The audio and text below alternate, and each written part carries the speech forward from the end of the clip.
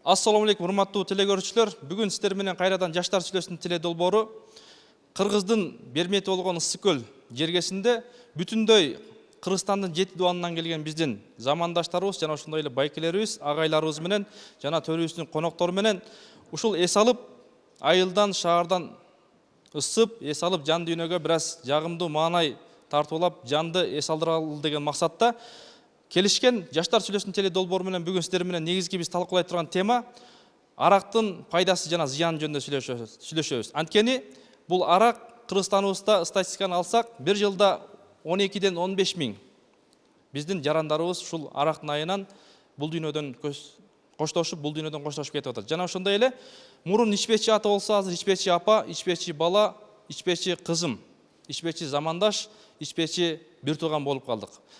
Биз менен аягына чейин бирге болуңуздар, кызыктын бардыгы алдыда болот. Анда ушул биздин төрүбүздүн урматтуу, салмактуу конокторубуз бар. Анда сиздерге тааныштырып өтөйүн. Кызыл Кыянын имам хатиби Мухаммад Исмаил агабыз конокто. Коомдук ишмер, дил мирөгү, адеп ахлак жана маданият борборунун мүдүрү Өзбек Чотонов конокто. Анда урматтуу телегөрүүчүлөр, биз менен бирге болуңуздар. Ушул арактын пайдасы, зыяны жөнүндө сүйлөшөбүз. Ушул арактын пайдасы, зыяны жөнүндө айтып берсеңиздер. Пайдасы кимдерге, зыяны кимдерге? Ушуну токтотсок болобу? Кимдер токтотуш керек? Ушул араксыз тойлор өтүшсөк болобу? Анда коноктордон баштасак, урматтуу коноктор, сиздерде кандай пикирлер бар? Мисалы биз мына арак менен ойноп жүрүп, азыр бир коркунучтуу деңгээлге келип калдык. Ал эмес, мисалы мына мурда мен кичинекей кезимде орустарды көрүшүм, арак ичкен. Анан кийин кичинеден ошо биздин аталарыбыз, эделерибиз ичип калды. Анан ошо күчөп отуруп, кичинекей балдарга чейин жетип калды. 5-класс, 6-класстар ичип атат азыр. Көчөдө туруп ичкен аракешти көрчү элек, бөтөлкөнүн оозуна ичкен. Азыр мен кыздарды көрүп атам көчөлөрдө. Текезинен туруп бөтөлкөдөн ичип аткан кыздар жүрөт да. Мына ошондой деңгээлге келди да. Анан албетте булардын келечеги аябай коркунучтуу. Мына келечек муунун келечеги коркунучтуу. Себебинде бул арак ошо мына кесепетин көп көрдүк. Кээ бир айылдарда арактан өлбөгөн кишилер болбой калды, кээ бир айылдарда. Ушундай деңгээлге жетти. Мен өзүм билем, көп туугандарыбыз ошо арактан өлгөн туугандарды көп өлдү жаш кезинде, 40 дегенде. Өткөндө бир прораб айтат, менин классташымдын жарымызынан көбү өлүп калыптыр дейт. Ошо өзү 45-терде, менин классташтарым жарымызынан көбү өлүп калыптыр дейт. Себебинде бүт ошо жана арактын кесепетинде. Анан ошон үчүн арак менен ойнобош керек да.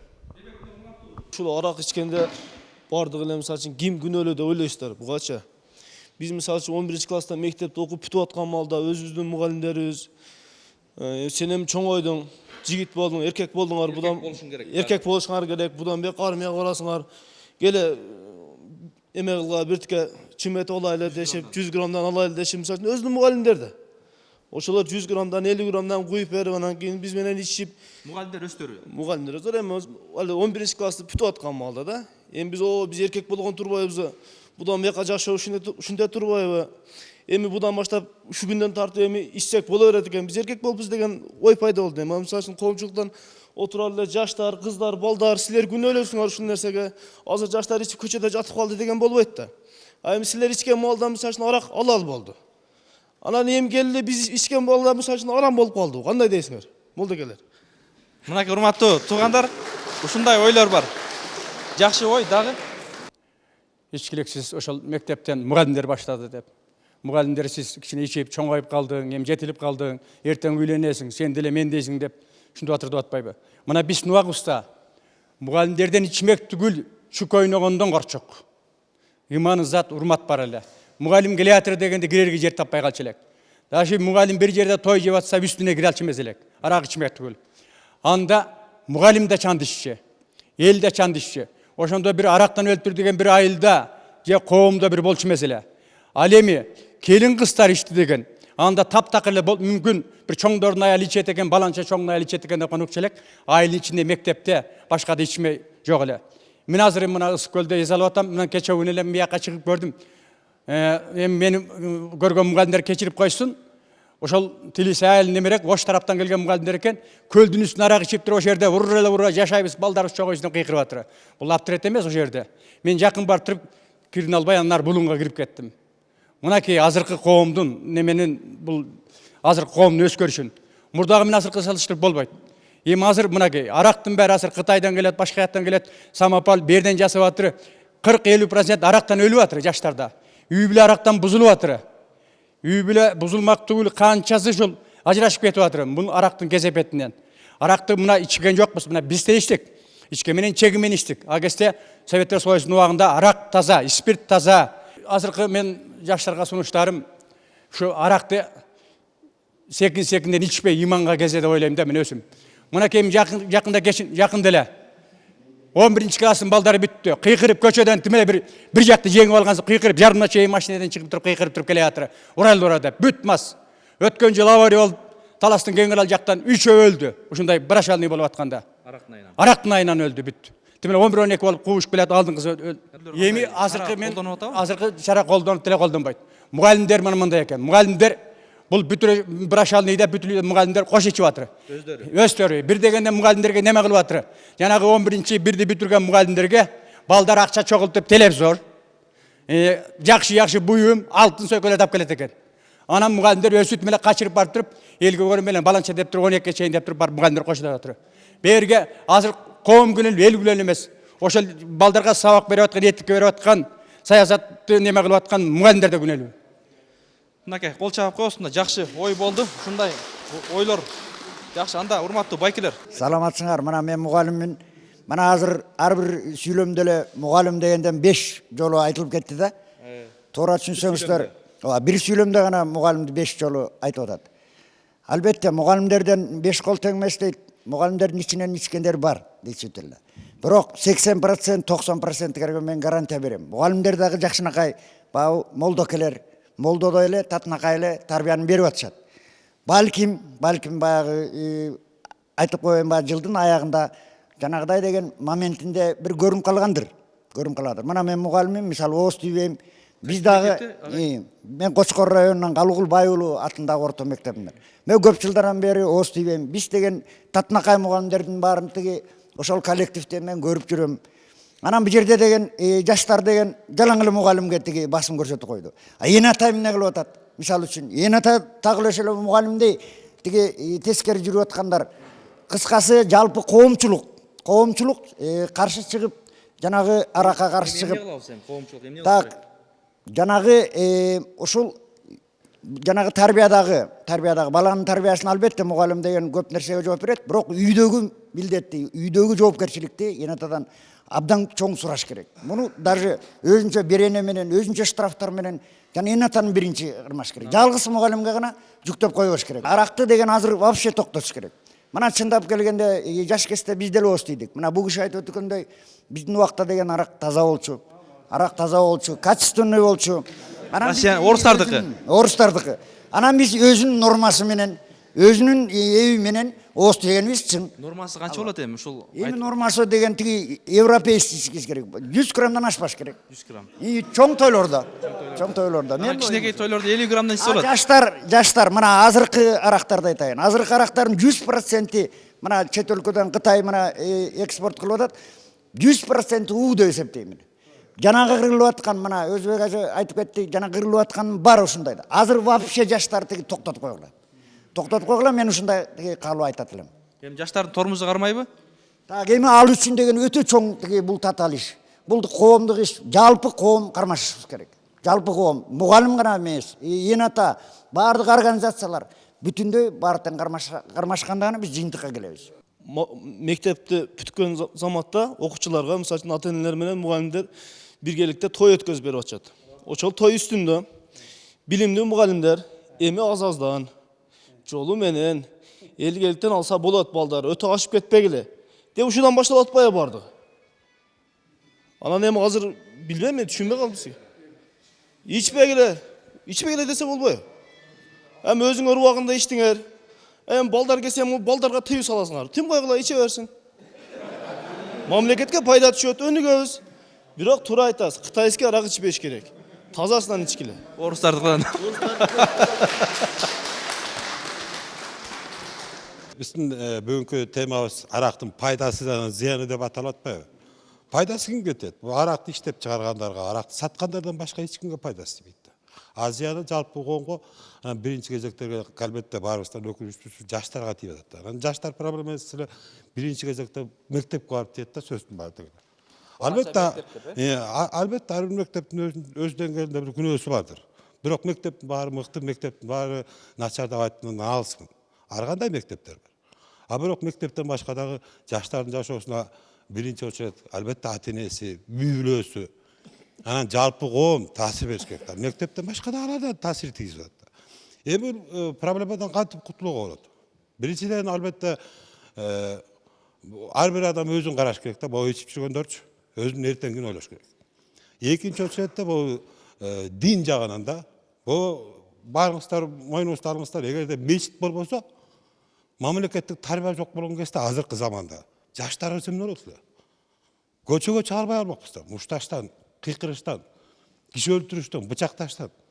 Эгерде мечит болбосо, мына биринчи очередте маселени чечкен ушу дин жагы чечилет да. Мына өзүңүздөр да карап көрсөңүздөр, мына өлгөн жеткенге барганда жаназага жалаң жаштар турат. Карган орто жаштагы эмес, карган кишилер да турбайт. Жакшы агай, мисалы мына көлдүн жээгинде эс алып атпайлыбы? Анан ушул көлдүн жээгинде ушул арак ичип эс алышып атат. Анан баягы мындай коопсуздук бар да. Чөгүп кетеби же болбосо дагы терең жак кетип калабы деген эми ушул замандаштарга, ушуларга эмне деп айтат элеңиз?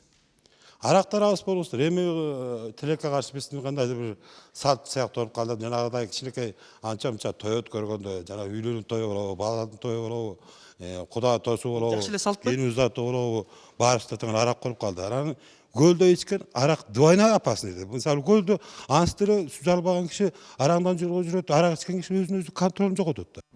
Бул жерде баягы азыр кызыктай түшүнүктөр болуп атат да, элдин баардык деңгээлинде эле ушул түшүнүктөр калыптанып жатат да. Мисалы үчүн илгертен келип калганда таза арак, анан таза эмес арак деп. Ушул арактын өзү деги таза эмес да, харам.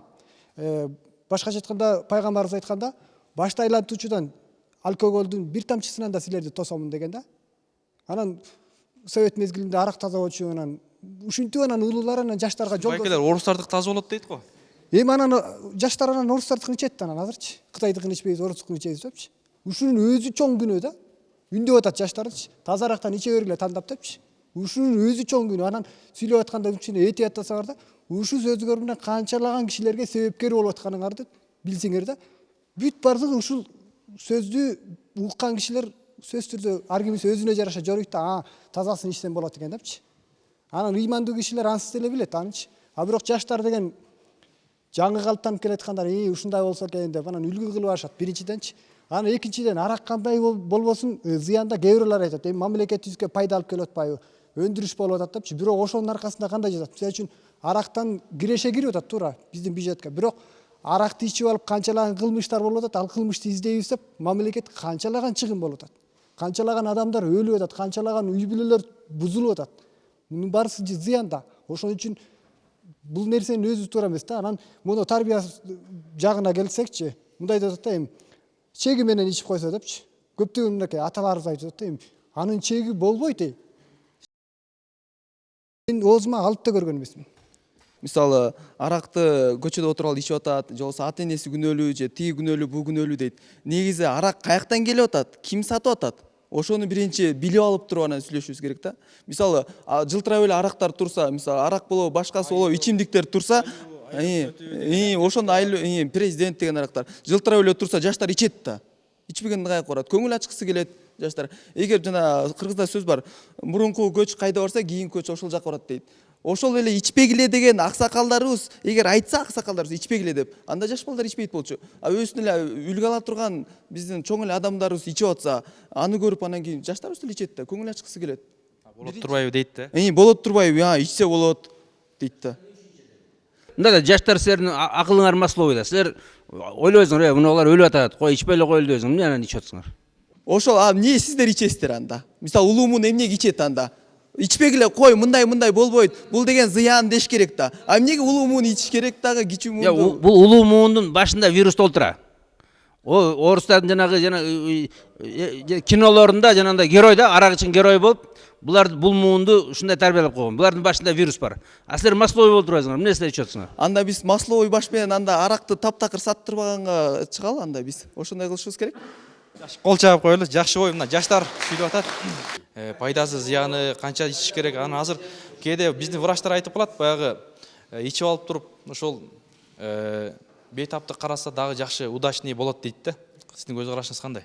Рахмат. Эми бул проблема, көтөрүлүп аткан проблема өтө жооптуу. Мен ойлойм, бул немеде программада сүйлөбөй калсак, как врач катары болбосту деп атайын деп атам. Мен эми бул проблема менен окууду бүткөндөн бери 31 жылдан бери сталкиваться этем да. Ушул окууду бүткөндөн бери ушул именно шу арак менен да заниматься эткем да. Азыр ошол мезгилде эмне дейбиз? Ошол жылдардан бери, мен иштеп келаткандан бери арактын зыяндары жөнүндө, арактын жаман жөнүндө, ушу ооруп калган оорулар боюнча ушулар дарылап да келген убагындачы. Анан эмне дейм? Ошол СССРдин убагында ошо биз жаңы иштей баштагандан бери ичип аткан адамдар дагы ичип атат да. Азырынча биз республикабыз, мамлекетибиз өзүнчө болуп бөлүнгөндөн бери бул проблема эч кайра артына кеткен жок да. Кайра эле ичип атышат, өсүп атат. Мисалы алсак, ичкен адам бир эле өзүнө зыян келтирбейт да. Бир эле өзүнө зыян келтирбейт. Бул үй бүлөсүнө, бала чакасына, мамлекетибизге, өзүбүздүн коомубузга тийгизген терс таасирлери өтө көп да. Буларды мына ичкен адамдар мына эртеси бизге келет да. Эртеси келип анан жардам сурап келет да, байларчы. Жардам сурап келгенде баягы кишини бир көрсөң бир байкуш да. Баягы жалдырап, ушу мен үчүн жардам берип коюңузчу, мен ушу өлүп калбайын, мен жүрөгүм токтоп калат, мен дем алышым токтоп калган атат, ашказаным эңишерилип түшүп атат. Ушуну жардам берип коюңуз деп жалдырап келишет да. Анан ошо 1-2 күн жардам бергенден кийин эртеси деле кайра ичип эле ушулар кайра өзүнө зыян келтет да. Анан эми бул проблема кээ бир врачтардын арасында дагы ушундай ача немелер, пикирлер бар да. Кээ бир врачтар азыркыга чейин деле ушул ичкинчиликтин жакшы жактары да бар деп айтып жүрүшөт да. Мисалы алсак, мына жогоруда айтып кетишти. Мисалы культура питье деген бар да. Чет элге айтып атпайбы, европалыктарча ичүү дегенчи. А бирок биздикилер европалыктар иче албайт да. Мисалы 100 грамм аялдар 50 грамм вино, эркектерге 100 грамм вино, бул тамактан кийин же тамактын алдынан ушул ичип койсо боло берет. Кан болобу? Канда болот. Анан бул жакшы мындай табитташат. Анан кийин мындай кан тамырларды кеңейтип, бадалат деп айтышат да. Анан ошондо биздикилер 100 граммда ичкенден кийин токтобойт да. Биздики ошол күнү кеч кечип анан кийин эртеси өзүн билбей жатып калат да. Ашказан чоң да. Ашказан чоң десек да болот. Анан өзү баягы билбейбиз да культура питьеничи. Баягы врачтар айтат, саламаттык сактоо министрлиги эскертет. Тамек чегүү, арак ичүү ден соолукка өтө зыяндуу деп, анан врачтар кээде өздөрү да ушул нерсени көрсөтүп берет да. Мындай ичиш керек депчи. Анан аларга эми кесиптештериңизге кандай көз карашыңыз кыска нуска? Менин кесиптештерим көз каранды, мисалы ошол неме баягы 100 грамм ичип же болбосо анан кийин неме менен кылсаңар жакшы болуп калат дегендерге мен каршымын. Анан өзүмдүн кесиптештерим болсо, бул ичкинчилик эч жакшылык алып барбайт. Бул пропаганданы, ичүү пропагандасына каршымын мен. Каршы болуш керек. Рахмат. Биз баягыдан бери Европаны дурап иче албайбыз. Европа бизге эч качан үлгү боло албайт. Себеп Европада азыркы күндө ит менен мышыктын тамагынын рекламасы бар, карыган кемпирчалдын тамагынын рекламасы жок. Ата эне чайнап өзү жутпастанга баласына салган, ал эми ата эне карыгандан кийин алар ата энени карыялар үйгө чыгарып таштап жатат. Ал эми экинчи жагы Европада азыркы күндө үй бүлө куруу жок болду. Европа эркек менен эркек никелештирип атат. Ошого гана бертип кетишибиз керекпи? Европа бизге эч качан үлгү боло албайт. Ал эми пайгамбар саллаллаху алейхи ва саллям ал-хамру уммул хабаис деген. Арак бардык күнөөлөрдүн энеси деген. Бардык жамандыктар арактан туулат. Арак пайда кылат. Арак мисалы үчүн арак саткан киреше киргизет, байыт дейт. Туура арак тез байытат. Бирок арактын кесепеттен канча ажырашкандар бар, bir-birini bıçaktашkanlar var, türmege düşkөндөр. Oşolordun kargışı toптolup gelip bir gün arak satkan adamdın үйүдө bolot. Eng çoğu bolot. Kargıçlar toптolup gelip. Biz keskin ele uşu nerseni jaşlarыбызды келечегибиz үчүn biz келечек үчүн жооп беребиz. Өтмүш үчүн жооп бербейбиз. Келечекти ушул нерседен кайтарып keskin ele айтышыбыз керек. Murda da aram bolup kelgen, azыр деле арам арак. Негизинен биздин мамлекетибизде азыр 4 кризис бар да. Саясий кризис, экономический кризис, социалдык жана маданий кризис. Саясий кризисти макул депутаттар чече берсин, экономисттер чече берсин. Могул социалдык менен маданий кризисти биз өзүбүз чечишибиз керек да. Социалдык кризис деген эмне кирет? Бул ошо коомубуздагы азыркы жат көрүнүштөр.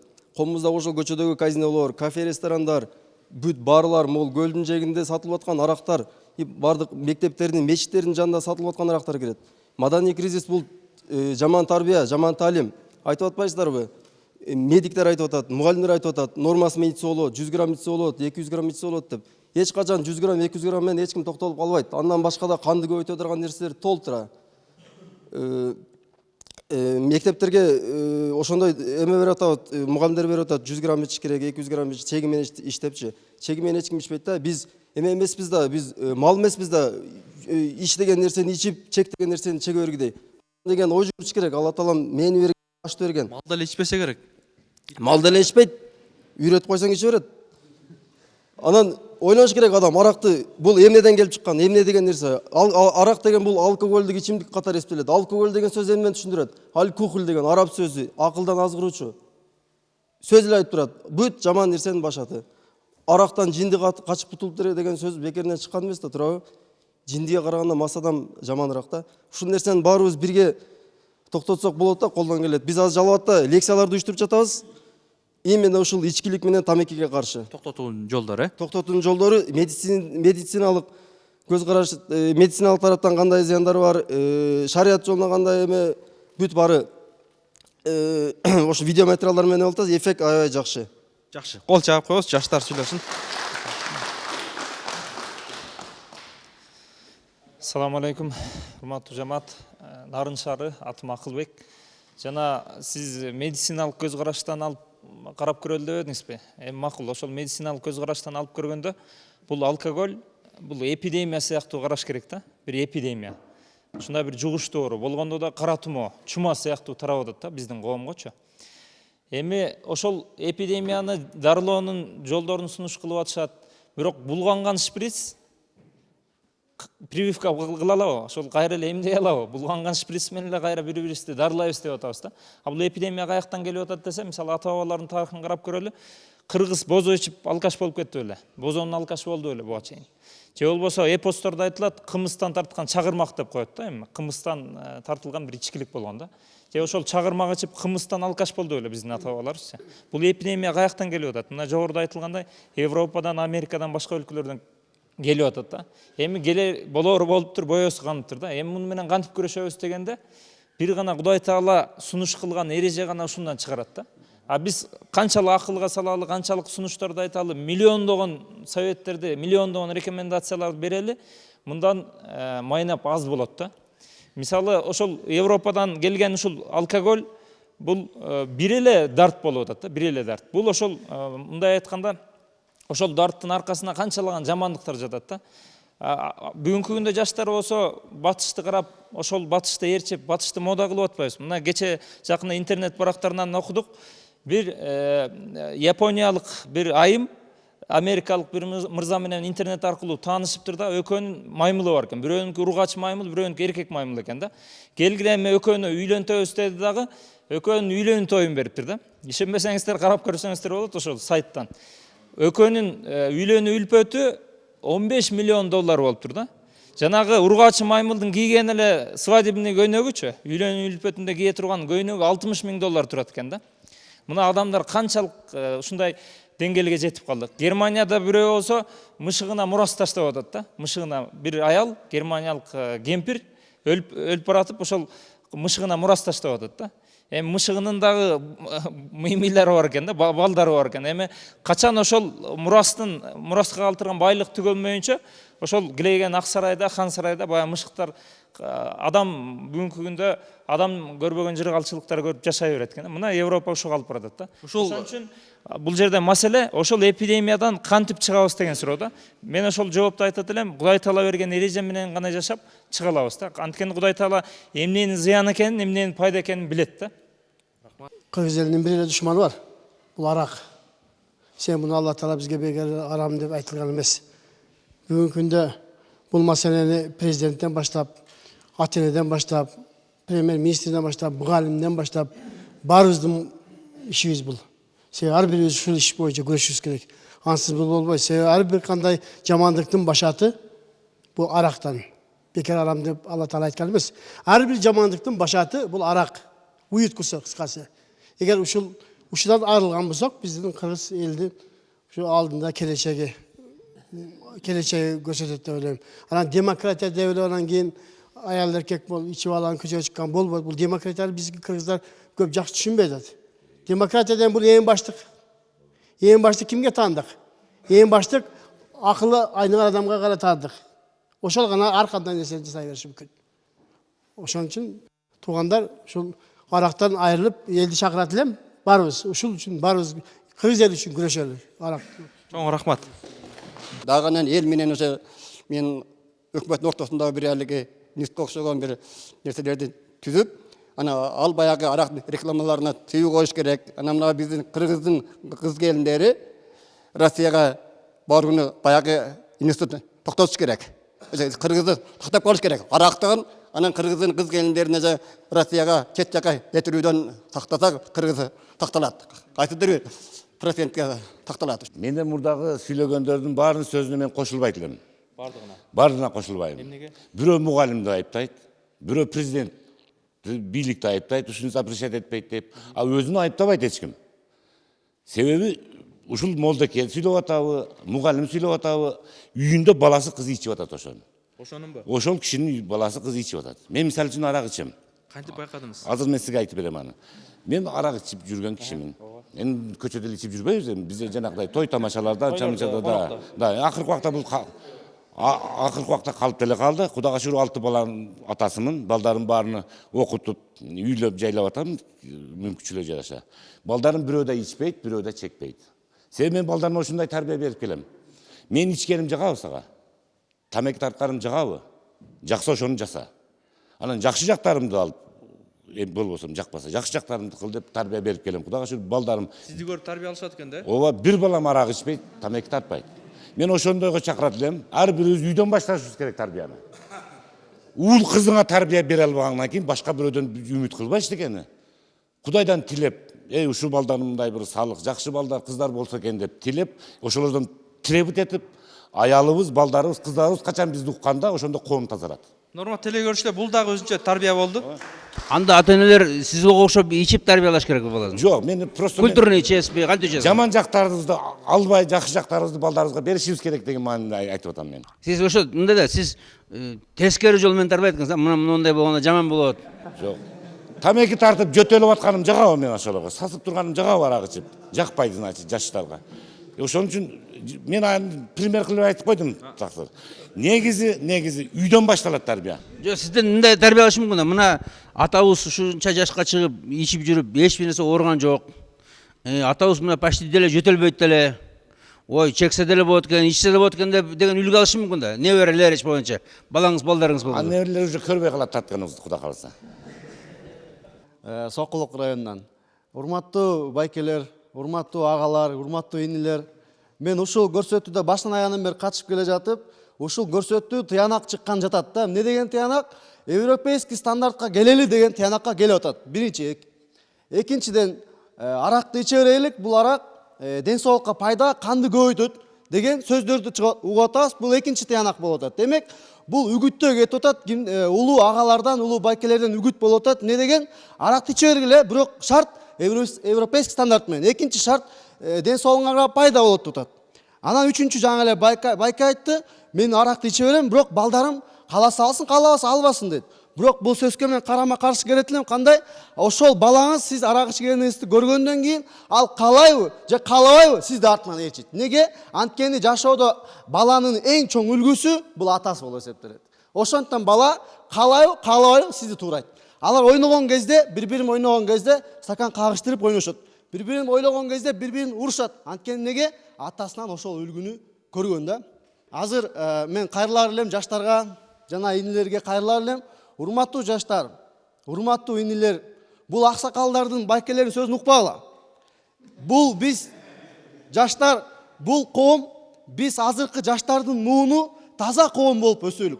Таза муун болуп өсөлүк. Келечекте биздин балдар таза коом болсун.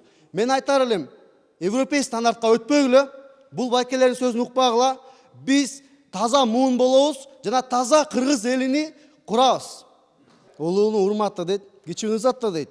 Бирок улуу ошол өзүнүн каада салты менен болсо, улуу өзүнүн үлгүсү менен болсо, улуу өзүнүн сөзүнүн салмагы менен болсо, аларды биз сыйлайбыз. Бирок биздин алдыбызда аксакалдар отурса, алардын оозунан жыттанып атса, алар терс адеп акылагын көрсөтүп атса, биз алардан үлгү ала албайбыз, кечирип коюңуздар. Биз келечекте татыктуу коомду куруш керекпиз. Өзүбүздөн кийин татыктуу адеп акылакты жана жакшы маданиятты калтырып кетиш керекпиз. Бул биздин ар бирибиздин мойнубуздан милдет жана аманат болуп эсептелет.